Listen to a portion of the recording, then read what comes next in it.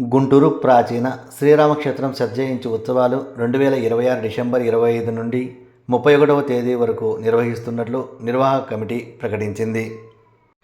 వారు ఆదివారం రెండవ అయోధ్యగా పేరుగాంచిన ఒంటిమిట్ట కోదండ రామాలయంను దర్శించుకున్నారు. ఆలయ ప్రధాన అర్చకులు వీణా రాఘవాచార్యులతో కలిసి శ్రీరామనామాలను మారుమోగించారు. ఆలయ విశిష్టత, శృంగి శిఖర విశిష్టత, వాల్మీకి సుబ్బారావు యొక్క ఆవశ్యకత, వారి యొక్క విశిష్టతలను వివరించారు. ఒంటిమిట్ట శ్రీ కోదండరామ స్వామి వారి దేవాలయానికి గుంటూరు రామనాథ క్షేత్రం గుంటూరు వారు వచ్చారు.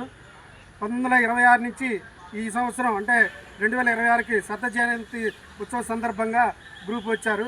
వారందరూ వావిలకొండ సుబ్బారావు గారు అంటే ఆంధ్ర వాల్మీకి శిష్యులు రాఘవ ఆంజనేయులు గారు కానీ వారేనా ఆ పీఠం తరపున వారు కూడా వచ్చారు. అట్లానే ఆంధ్ర వాల్మీకి పీఠం వాసుదాస స్వామివారి అంగళకూతురు పీఠము వాసుదాస స్వామివారి వావిలకొండ సుబ్బారావు గారు 1904 నుంచి 1908 వరకు వాల్మీకి రామాయణం 24,000 శ్లోకాలకి 24,000 పద్యాలు రచించి పండితుల చేత పరీక్షించి ఆంధ్ర వాల్మీకి బిరుదు పొందారు. తర్వాత 1930లో 108 సార్లు రామాయణం పారాయణ చేసి మహాసామ్రాజ్య పట్టాభిషేకం చేశారు. 550 నదీ నదాల నుంచి జలాలు తీసుకొచ్చి శ్రీ కోదండరామ స్వామికి పట్టాభిషేకం చేశారు. 1922 నుంచి శిథిలావస్థలున్న దేవాలయాన్ని టెంకాయ చిప్ప ద్వారా భిక్షాటన చేసి ఒంటిమిట్ట దేవాలయాన్ని పునరుద్ధరించారు. ఆ టెంకాయ చిప్ప ఇప్పటికీ మన అంగళకూరు తీర్థంలో ఉంది. గాలిగోపురమే శిథిలావస్థలో ఉన్నప్పుడు ఇంగ్లాండ్ నుంచి ఐరన్ గడ్రస్సులు తెప్పించారు. సుమారు దానికే 3 లక్షలైంది. అమ్మవారికి సొమ్ములు, రథాలు అవన్నీ సుమారు ఒక 20 రకాలు చేయించారు. అక్కన్న మాదన వంశీకులు వీరు. అక్కన్న మాదన చెల్లెలు కొడుకు భద్రాద్రి రామదాస్ గారు. వీరి తర్వాత దాసే స్వామివారు 1958లో మహాసామ్రాజ్య పట్టాభిషేకం అంగళగుత్తుల్లో యాగం చేశారు. తర్వాత తృతీయ గురుగారు 1981లో సీతాయజ్ఞం చేశారు. సుమారు 2 లక్షల మందికి అన్నదానం జరిగింది. పంచమ గురుగారు రామానుదాస్ స్వామివారు ఇక్కడ కడప నందలూరులో 20 సంవత్సరాలు టీచర్గా ఎంఈఓ చేసి రిటైర్ అయ్యి వాలంటీర్ రిటైర్ పెట్టి 2008లో సుందరకాండ యజ్ఞం చేశాము. 2 లక్షల మందికి అన్నదానం జరిగింది. 2018లో చేసాం 1 లక్ష మందికి అన్నదానం జరిగింది. నా పేరు సీతారామదాస్ స్వామి, షష్టమి పీఠాధిపతి. తర్వాత అయోధ్య బాలరాముడి పాదాలకు ఉన్న యంత్రము అన్నదానం చిదంబర శాస్త్రి గారు 9 సంవత్సరాలు 6 కోట్ల మంత్రం దారిపోసిన యంత్రము మా ఆశ్రమంలో అంగళగుత్తులో పూజలు అందుకొని అక్కడి నుంచి అయోధ్యకి వెళ్ళింది. ఇంకెక్కడికి వెళ్ళలేదు. అటువంటి భాగ్యము వావిలకొండ సుబ్బారావు గారి ద్వారా మాకు లభ్యమైంది. ఈరోజు అందరం ఒక సుమారు 40 మంది శిష్యులతో ఒంటిమిట్ట దేవాలయం దర్శించడానికి వచ్చాము. జై శ్రీరామ్.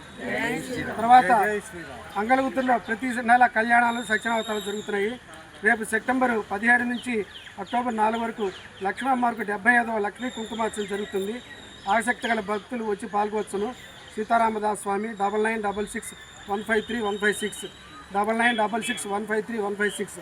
అట్లానే గుంటూరు రామనాథ క్షేత్రం శత జయంత్యోత్సవాలు డిసెంబరు 25 నుంచి 31 జరుగుతుంది. కాబట్టి భక్తులు కూడా అందరూ వచ్చి పాల్గొవలసిన కోరుతున్నాము. జై శ్రీరామ్.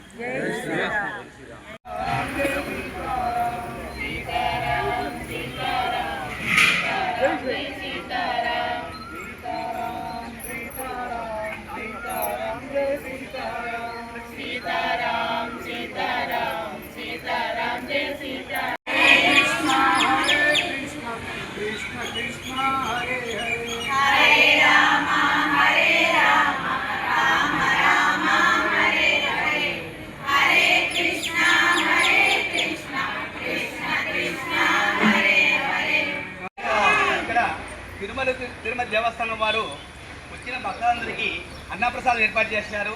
యాత్రికులు ఉత్సవం ఏర్పాటు చేశారు.